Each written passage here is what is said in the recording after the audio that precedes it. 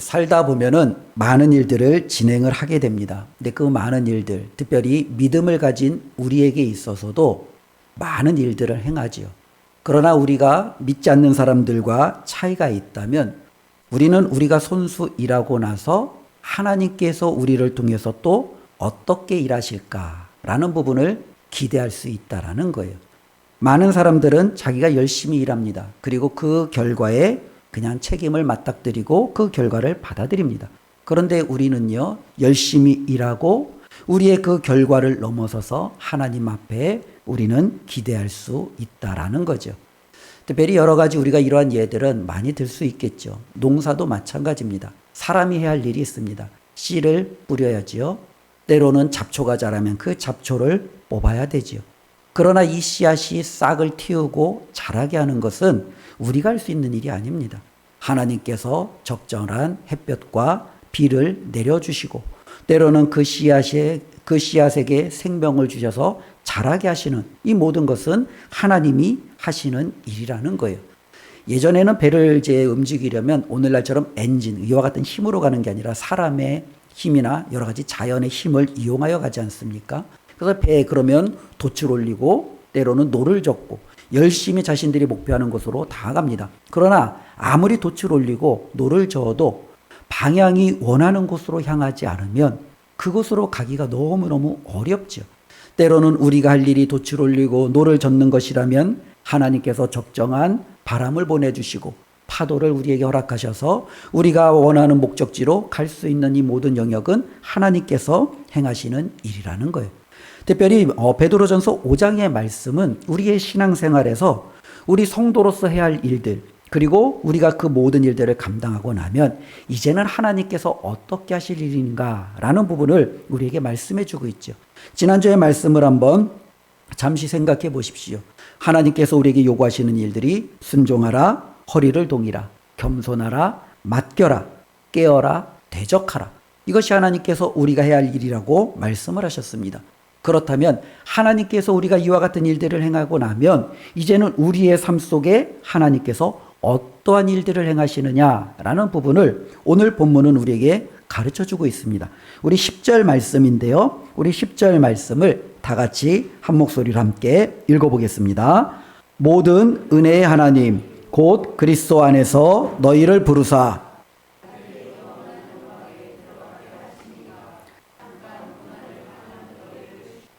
온전하게 하시며 굳건하게 하시며 강하게 하시며 터를 견고하게 하시리라. 아멘. 이거죠. 신앙생활이라는 것은 우리가 하나님 앞에 순종하고 허리를 동이고 대적하고 깨어있고 정말로 하나님 앞에 맡겨진 모든 사명을 감당하며 겸손의 모습을 최대한 가질 때 하나님께서 약속하신 내가 너희를 통해서 이렇게 이룰 거야 라는 하나님의 놀라운 약속이 있다라는 거예요. 뭐라고 말합니까? 너희를 친히 온전하게 하며 굳건하게 하며 강하게 하며 너희를 견고하게 할 거야 라는 하나님의 약속이 있다라는 겁니다. 우리 하나님께서 저와 여러분들에게 주신 이 약속을 붙들고 장차 우리가 하나님 앞에 섰을 때 어떻게 세워질지를 우리가 꿈꾸며 기대하며 오늘도 또 주어지는 한 주간도 믿음으로 승리하는 우리 모두가 되시기를 주님의 이름으로 축원을 드립니다. 특별히 오늘은 이 10절 말씀을 중심으로 하나님의 말씀을 바라보려고 합니다. 온전하게 한다라는 것이 무엇이냐라는 부분이죠. 특별히 이제 원어를 보면은 이 온전하게 한다라는 것은 우리가 이제 살다 보면은 뼈가 부러지기도 하고 이제 탈골이 되기도 하잖아요. 또 그물을 보면은 그물이 찢어지기도 하고 어떠한 망이 헤어지기도 하잖아요. 그러면은 굉장히 불편하고 사용을 할 수가 없어요. 온전하게 한다는 것은 이 어긋난 뼈를 맞추는 거예요. 부러진 뼈를 다시금 맞추어서 회복시키는 거예요. 때로는 찢어진 그물을 기워서 그 기능을 회복시키는 거예요. 망이 헤어졌으면 그 헤어진 곳을 기워서 정상적인 기능을 할 수 있도록 만들어가는 거예요. 온전하게 한다라는 것은 바로 이와 같다라는 거예요. 당시 베드로가 이제 사역하던 이때 당시를 한번 보십시오. 교회 공동체가 온전했느냐? 우리가 볼 때는 지금의 수준에서는 그때 믿음 지키려고 얼마나 많은 1세기의 그 그리스도인들이 그 박해와 고난과 어려움 속에서 철저하게 믿음을 지켰는가? 우리는 이 결과만을 보잖아요. 그러나 막상 이때 당시의 현실을 보면 이들은요, 뼈가 어긋나 있었어요. 부러져 있었어요. 때로는 여러 가지 그물들이 찢어져 있었어요. 교회 공동체가, 가정이, 때로는 하나님 앞에서 믿음을 지키는 이 모든 것들이 무너져 있었던 상황이에요. 그렇지 않겠습니까? 그들이 정말로 예배를 드리려고 하면 주위에서 가만두지 않아요. 그들의 환경을 그냥 완전히 무너뜨리려고 얼마나 그들에게 정말 온갖 눈을 그냥 쌍심지를 키고 그들을 살피는지 모르겠습니다. 많은 이들이 위축이 되는 거예요. 야, 나 이러다가 정말로 죽겠다. 그러면서 많은 이들이 공포에 질려 배교하기 시작하죠. 예수님을 떠나기 시작하죠. 신뢰하지 못하기 시작하죠. 때로는요, 어쩌면 로마 당국자에게 나의 이웃, 어쩌면 내가 함께 신앙했던 그들을 일러 바치는 경우도 있겠죠. 이제는 내가 그 신앙생활을 떠나서 이제는 그들을 향하여 이제 이야기하라 라고 했을 때 그들이 어느 날 어디에서 모여서 예배를 드리고 기도를 하고 하나님 앞에 신앙생활을 합니다면서 그와 같은 일들을 이야기할 수도 있겠지요. 그래서 함께 모여 있기는 하지만 서로를 신뢰하지 못하는 거예요. 믿지 못하는 거예요. 저 사람이 혹시 우리 가정을 고발하면 어떡하나? 저 사람으로 말미암아 우리 공동체가 지금도 어려운데 깨어지면은 어떻게 하나? 너무나도 많이 어긋나 있는 부분이죠. 과연 우리 공동체가 회복할 수 있을까? 하나님께서 정말로 우리를 온전하게 만들어 가실 수 있을까? 너무나도 안타까운 현실이 그들의 가운데 있다라는 거예요. 그런데 오늘 하나님께서 말씀하시는 거예요. 그 부분은 하나님의 역할이라는 거예요. 하나님께서 어긋난 뼈를, 부러진 뼈를, 찢어진 그 그물망을 다시금 온전히 회복시키시는 하나님의 손길이 너희와 너희의 가정과 너희의 공동체 가운데 함께 하겠다라는 하나님의 약속이 있다라는 거예요. 우리는 살다 보면은요, 여러 가지 많이 무너지는 경우들이 있어요. 왜 무너지는 경우들이 없겠습니까? 저 역시도 신앙생활 하다 보면은 여러 가지 실수도 하고 잘못도 하고 무너지는 경우들도 있죠. 오늘 이 베드로를 보면 이 베드로는 완벽했느냐? 그렇지 않아요. 베드로도 실수했던 적이 있어요. 베드로가 정말로 하나님 앞에 사도로 세움을 받았고 그가 이방인들에게 복음을 증거하기 시작했습니다. 어느 날 그가 안디옥 교회에서 이방인들에게 복음을 증거하고 그 이방인 그리스도인들과 함께 식사를 하고 있었습니다. 그러던 중에 갑자기 유대인 그리스도인, 특별히 이제 할례를 받은 유대인들이 그 안디옥에 오게 된 거예요. 이 베드로가 자신이 이방인과 함께 식사하고 있는 이 모습을 할례파 유대인 그리스도인들이 보면 분명히 자신에 대해서 손가락질하고 자신의 어떤 사도성에 대해서 그의 신앙에 대해서 공격할 것을 알았어요.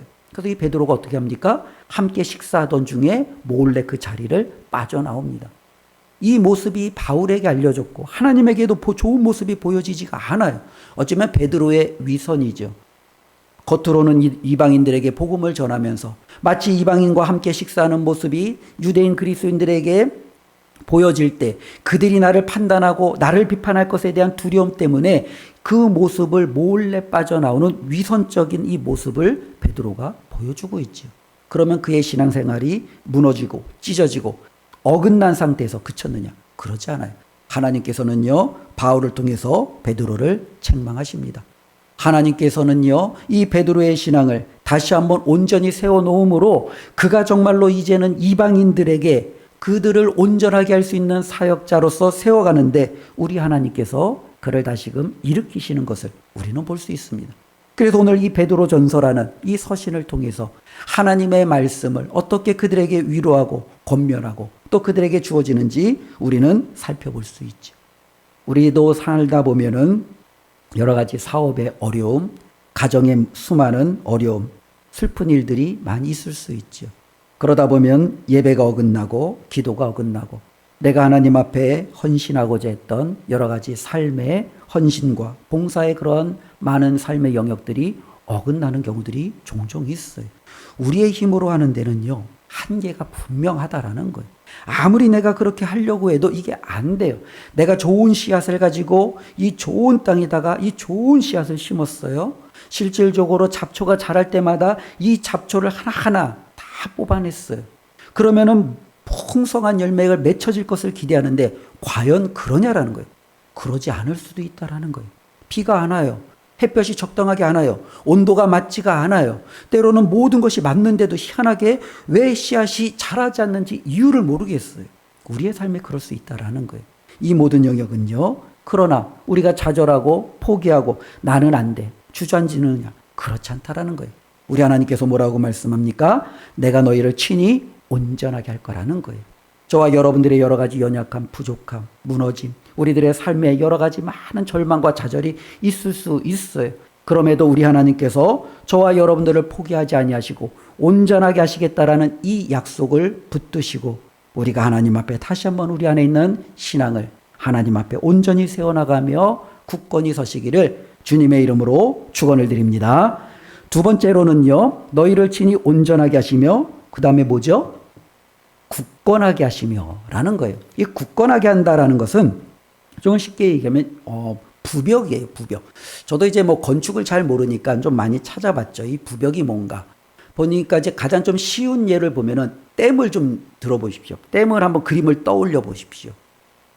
물이 있고 이 물을 막은 댐이 있잖아요. 그렇죠? 근데 댐을 보면은 이 콘크리트와 어마어마한 구조물로 이렇게 막아서 있는 댐은 좀 많이 없더라고요. 보통 보면 이 댐을 보면은 그 밑에 뭐가 돼 있죠? 이렇게 기울어진, 그치요? 벽이 돼 있어요. 그래서 요 댐부터 여기까지 공간을 채우고 이렇게 벽을 이렇게 세워놓는, 요게 바로 부벽이에요. 우리가 좀 쉽게 얘기하면은 뭐 우리 북서울 꿈에서 건너편에도 나무들을 많이 심잖아요. 처음 심은 나무들을 세워놓고 그냥 놔두지 않아요. 어떻게 하죠? 주위에다가, 그쵸, 나무를 세워서 어느 쪽으로도 힘을 받아도 이 나무가 넘어가지 않도록 세우는 버팀목이 있죠. 어쩌면 건축물에 있어서 이 버팀벽, 이와 같은 부벽이 실질적으로 굳건하게 한다라는 이 단어에 해당이 된다라는 겁니다.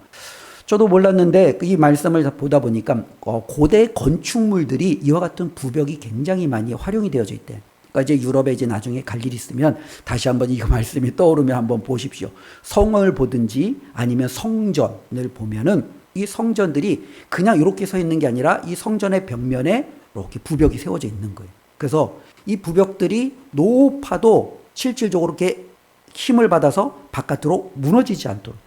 그렇지 않겠습니까? 오늘날에는 힘을 받을 수 있도록 철근이라는 굉장히, 그죠? 강한 힘을 받을 수 있는 그와 같은 재료가 있어요. 근데 예전에는요, 그냥 벽돌이잖아요. 때로는 흙이잖아요. 이와 같은 걸로 그 모든 힘을 지탱하기에는 굉장히 어려움이 있어요. 그렇기 때문에 벽을 기대어서 실질적으로 이것에 받는 모든 힘들을 이 부벽에 이제 의지하게 함으로 이 건축물이 무너지지 않도록 해오는 것. 이것이 바로 굳건하게 하다라는 부분의 원어적인 뜻이다라고 말씀하고 있다라는 거죠. 우리도 홀로 신앙생활하다 보면 무너지잖아요. 예. 더 이상 난 못 버텨. 여기까지가 내 한계야. 나는 이제 끝이야. 내가 더 이상 할 수 있는 게 없어. 나머지는 다른 사람이 알아서 하겠지. 누군가가 하겠지. 거기가 우리까지 어쩌면 모든 한계일 수 있다라는 거예요. 어쩌면 이 말씀을 그 베드로가 초대교회 고난을 당하 있는 성도들에게 증거할 때 이 베드로는 자기 자신을 끊임없이 되돌아보았을 거예요. 왜냐하면 베드로는 자기가 얼마나 하나님 앞에 무너졌는지를 누구보다도 잘 알고 있었던 사람이에요. 주님, 다른 사람은 몰라도 저는 결코 주님을 부인하지 않겠습니다. 그렇게 외쳤던 사람이에요. 우리도 하나님 앞에 그와 같은 외침을 하지 않았을까요? 하나님, 제가 다른 건 몰라도 하나님 앞에 약속한, 하나님 앞에 결정한 이것만큼은 제가 반드시 해낼게요. 우리도 하나님 앞에 그렇게 자신 있게 모든 것을 외치지 않았을까요? 그러나 어느 순간 되돌아보면 나도 모르게 하나님 앞에 무너져 있는 내 모습을 보게 된다라는 거예요. 저를 먼저 예를 들어보면은 제가 하나님 앞에 고등학교 2학년 때 목회자로 제가 처음 하나님 앞에 서원했던, 때로는 제가 이제 신학교에 들어가 하나님 앞에 신학을 공부하며 목사 안수를 받았을 때, 때로는 내가 하나님 앞에 이제는 사역자로 부름을 받아 첫 사역지에서 시작을 할 때, 이 모든 사역마다 하나님 앞에 제가 가지고 있었던 그와 같은 다짐, 때로는 하나님 앞에 왔던 그와 같은 열정들, 이것들이 얼마나 컸겠어요. 근데 저만 그랬을까요? 아마 여기 계시는 분들도 마찬가지일 거예요. 하나님 앞에 내가 처음 부름받았을 때 그 하나님의 사랑을 느껴서 내가 그 하나님의 이 사랑을 어떻게 내가 정말로 하나님 앞에 돌려줄까? 그 하나님의 뜨거운 사랑에 감동하여 헌신했던 때, 하나님 앞에 귀한 직분을 받고 이 직분에 내가 감격에 겨워 내가 정말로 하나님 앞에 서는 날까지 최선을 다해서 섬겨야지, 그와 같이 내가 하나님 앞에 자기 자신을 온전히 드리려고 했었던 때, 많은 사람에게도 이와 같은 때가 있잖아요. 그런데 베드로는 자기 자신이 한 번도 무너질 거라고 생각하지 않았어요. 그런데 그가요, 한순간에 무너지더라는 거예요. 그치요? 너도 예수를 따르던 자가 아니냐? 나는 그를 모른다. 그를 저주한다. 그러면서 그 예수 그리스도를 부인하며 저주하며 도망쳤던 그 베드로를 바라봅니다. 홀로 서 있으니까요, 와르르 무너지는 거예요. 더 이상 이 베드로에게는요, 아무런 기대할 것이 없는 것 같아요. 그런데 우리 주님께서 그 베드로에게 부벽이 되어 주셨다라는 거예요. 그 베드로를 다시금 굳건하게 세워주셨다라는 거예요. 베드로를 다시 세워주실 때 우리 주님께서 이 베드로에게 너가 나에게 그렇게 말했지. 근데 너는 이렇게밖에 못했지. 정말로 내가 다시금 너에게 기회를 줄 테니까 또 한번 도전해봐. 이렇게 말하지 않았다라는 거예요. 베드로가 힘들 때 너 나 사랑하지?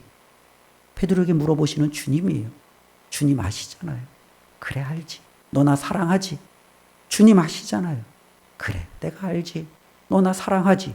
계속적으로 물으심으로 베드로가 기울 때마다 그 옆에 누가 계세요? 나를 사랑하시는 주님이겠다라는 거예요. 그 주님 앞에 기대서 무너지는 내 무너짐이 와르르 무너지지 않도록 다시 한번 주님 앞에 기대어 힘을 얻고 온전히 서며 하나님 앞에 정말로 내가 이렇게 굳건하게 세움받는 자기 자신을 어쩌면 고백하고 있다라는 거죠. 우리 하나님께서 저와 여러분들을 그렇게 세워 주실 줄로 믿습니다. 신앙생활이라는 것 자체가 혼자 하는 게 아니라는 거예요. 결국에는 우리 주님이 저와 여러분들을 붙들어 주지 않으면, 세워 주지 않으면 우리는 무너질 수밖에 없어요. 무너질 그 순간마다 주님께서 걱정 마, 내가 옆에 있잖아. 잠시 힘들면 나한테 기대라는 그 주님의 음성을 우리가 다시 한번 이 말씀을 통해서 기억하시고, 때로는 내가 모든 것이 끝났어, 나는 이제 아무것도 할 수 없어, 이와 같은 것이 아니라 그 순간에 나를 붙들고 계시는, 나를 정말로 바라보면서 나의 모든 것을 품으시는 그 주님을 우리가 기억하며 나아가는 은혜가 있기를 주님의 이름으로 축원을 드립니다. 우리 10절 말씀, 그 다음에 세 번째가 뭐죠? 우리 온전하게 하시며 굳건하게 하시며 그 다음에 뭐죠? 강하게 하시며, 강하게 하시며. 이 강하게 한다라는 것은 어떠한 그 밀도를 굉장히 뭐랄까요? 강하게 한다는 거예요. 밀도를 좀 더 이렇게 튼튼하게 하는 거예요. 보통 우리가 밀도를 얘기할 때 뼈지요. 뼈가 두꺼워요. 근데 밀도가, 이 뼈 골밀도가 굉장히 약해요. 그럼 뭐예요? 나중에 무슨 병이 들죠? 어른들 골다공증. 그렇죠. 그리고 뼈가 아무리 두꺼워도 이 안이 텅텅 비어 있으면 쉽게 부러질 수밖에 없어요. 그렇죠. 근육도 마찬가지예요. 근육도. 그렇죠. 근육도 실질적으로 이 근육 밀도가 강하지 않으면 이 근육이 낼 수 있는 힘의 한계, 때로는 활동의 한계가 분명히 있다는 거예요. 그래서 많은 사람들이 이 뼈의 밀도와 근육의 밀도를 강하게 하기 위해서 주로 어떻게 해요? 음식을 가려 먹잖아요. 그래서 이제 뭐 헬스하는 사람들은 항상 먹는 게 있어요. 뭘 먹죠? 그들은 들고 다니는 게 닭가슴살. 얼마나 퍽퍽한지.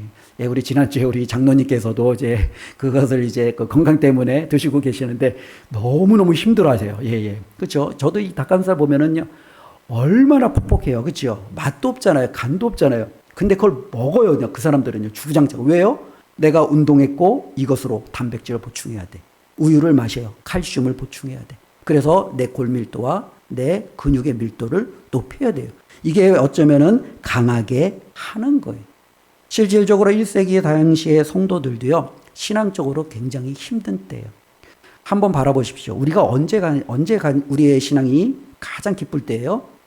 찬양이 넘치고, 때로는 하나님께서 우리에게 맡겨주신 사명들을 우리가 힘있게 감당하고, 또 성도의 교제가 서로 기쁨이 있어서 마음껏 우리가 같이 기쁨의 이와 같은 교제를 나눌 때, 그때는요, 우리의 신앙이 너무너무 좋고 행복하고 너무나도 뭐랄까요, 그냥 흥에 겨워서 이대로만 정말로 됐으면 좋겠다라는 그 마음으로 신앙생활 할 수 있잖아요. 그런데 어려움이 오면은요, 우리의 신앙이 한순간에 무너지기 시작해요. 실질적으로 1세기 이 당시에 그리스도인들을 한번 보십시오. 처음에 예수 그리스도의 사랑을 알았어요. 얼마나 기뻤는지 몰라요. 그 사랑을 함께 나누는 성도들과 모여서 성찬의 기쁨을 나눴어요. 예배의 기쁨을 나눴어요. 서로 삶을 나누었어요. 우리가 더욱더 힘있게 이 하나님의 귀한 복음을 가지고 내 주변에 사랑하는 이들에게 이 복음을 전하자라는 그 전도의 기쁨을 그들이 누렸어요. 근데 갑자기 환경이 바뀌기 시작해요. 그들의 모든 것이 빼앗겨지고, 건강도, 생명도, 재산도, 때로는 자녀조차도 그들이 할 수 있는 아무것도 할 수가 없었어요. 그들은 어떻게 해요? 땅속으로 비어 들어갈 수밖에 없었어요. 살기 위해서 들어가는 거예요. 햇볕도 보지 못하는 거예요. 건강한 음식도 그들에겐 주어지지 않아요. 어쩌면 그곳에서 그들은 평생 가장 심각한 어려움에 처하며 그 신앙 하나 때문에 살아가는 거예요. 밀도가 약해지는 거죠. 그들의 신앙이 약해질 수 있는 거죠. 과연 언제까지? 하나님께서는 왜 이렇게 우리에게 이와 같은 것을 허락하시는가? 그들의 육체적인 것만 약해졌을까요? 신앙도 약해졌겠죠. 너무너무 힘들어요, 하나님. 왜 하나님 정말로 하나님 앞에 온전히 그 믿음 갖고 붙들었는데 왜 우리에게는 이렇게 어려움이 찾아오나요? 왜 이렇게 하나님 핍박이 찾아오나요? 우리가 하나님 앞에 가지고 있는 그 비전과 꿈은 언제 우리가 이룰 수 있나요? 하나님, 과연 그것이 가능은 할까요? 그들 가운데 이와 같은 많은 하나님을 향한 마음들이 나타나지 않겠어요? 어쩌면 많은 어려움들이 있다 보니까 그들은 강해지기보다는 점점점 약해지기 시작합니다. 그때 우리 하나님께서는 말씀하는 거예요. 내가 너를 강하게 하겠다라는 거예요. 우리 하나님께서 그 어려움 중에 있는 그들에게 우리 하나님께서 다시 한번 그들의 뼈와 그들의 근육에 힘을 주시고 그것이 제 기능을 할 수 있도록 우리 하나님께서 그들에게 온전히 이끌어 주시겠다라는 놀라운 말씀을 하고 있다라는 거예요. 그런데 이것이 정말로 그래요. 우리의 환경이 우리를 강하게 하는 게 아니라는 거예요. 이들을 봐십시오. 이들의 환경은 이들을 주저앉게 만들어 볼 수밖에 없어요. 원형 경기장에서 화형당하고 사자의 밥이 되고 지하 굴 속에서 평생 햇볕을 보지 못하고 도망치며 살아가는 이와 같은 것은 이들을 무너뜨릴 수밖에 없는 환경이었어요. 그런데 신기하게요. 그 지하 굴로 도망갔던 그들은요. 목숨 걸고 신앙 지켰어요. 누구보다도 강했어요. 어떤 환경 속에서도 그들은 타협하지 않았어요. 하나님을 향한 그들의 그 믿음은 언제나 순수했어요. 그들에게는 이와 같은 엄청난 강함이 있었다라는 거예요. 그걸 누가 해요? 하나님이 이들을 했다라는 거예요. 하나님 우리는 아무것도 할 수 없는데요. 근데 하나님이 이들을 강하게 하시는 거예요. 바벨론의 한복판에서 정말로 모든 이들이 하나님을 대적하고 하나님을 믿는 사람들을 어떻게든지 무너뜨리려고 하는 그 상황 속에서 어떻게 다니엘은요. 꿋꿋하게 기도하며 버틸 수 있어요. 하나님이 그를 강하게 하시기 때문에 그래요. 저와 여러분들을 향한 우리 하나님의 약속입니다. 내가 너를 친히 강하게 할 거야. 이 하나님의 약속을 붙들고 하나님 앞에 우리가 기대하며 나아가기를 주님의 이름으로 축원을 드립니다.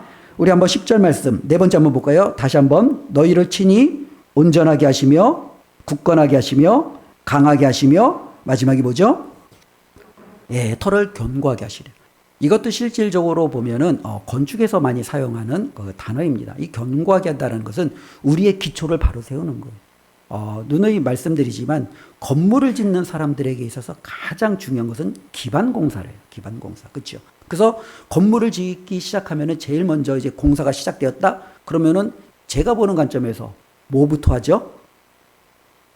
포크레인이 와갖고 땅을 파요. 땅을 파기 시작하더라고. 근데 예전에도 그랬겠죠. 근데 왜 땅을 파요? 기초를 다지려고. 그럼 언제 기초를 다지냐? 그들이 보면은요. 단단한 집안이 나올 때까지. 혹은 그것이 바위가 됐든 암삭이 됐든 아니면 흙이 되어도 그것이 아주 단단하게 밑받쳐 줄 때까지 그 뭐대요? 땅을 파는 거예요. 실질적으로 하나님께서 굳건하게 하신다라는 것은 털을 견고케 하시게 하신다라는 것은 바로 이와 같다라는 거예요. 우리에게 하나님께서 우리의 신앙을 세우기 위해서 저와 여러분들에게 있어서 흔들리지 않는 이와 같은 견고한 이 밑바탕을 우리 하나님께서 지금 세워 가신다라는 거예요. 우리가 산상수훈의 마지막 결론이 여기예요. 실질적으로 두 사람이 있어요. 어떤 사람은 집을 지었고 또 어떤 사람도 집을 지었어요. 근데 이 두 사람이 어디에다가 집을 지었느냐가 결과가 완전히 바뀌는 거예요. 한 사람은요, 바위에 집을 지었어요. 한 사람은요, 모래 위에 집을 지었어요. 겉은 똑같아요. 아무런 문제가 없는 것 같아요. 언제 문제가 생겨요? 비가 오고 창수가 나고 바람이 부니까 문제가 생긴다라는 거예요.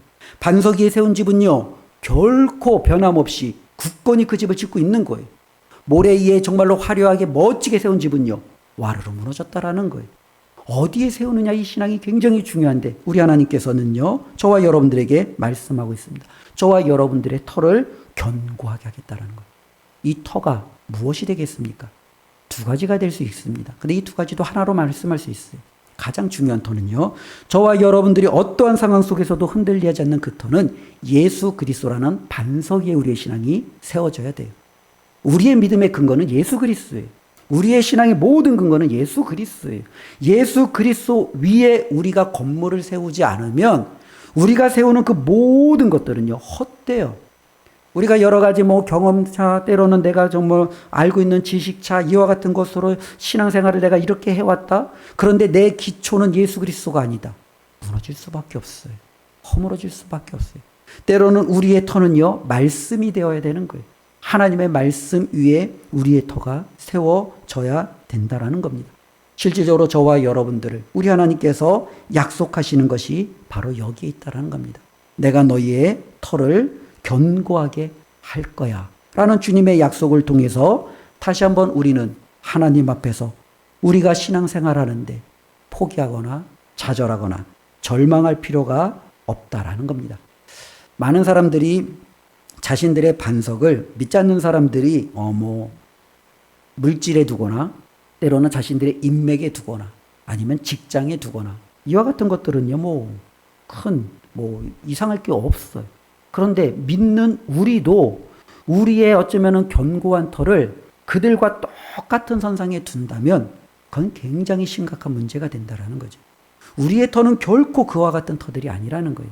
결코 무너지지 않는 예수 그리스도라는, 또 예수 그리스도의 영원한 그 말씀 위에 우리의 기초가 놓여지게 하신다라는 이 하나님의 약속이 있음을 우리가 기억하시고 나를 오늘도 만들어 가시는 그 하나님을 바라보며 나아가기를 원합니다.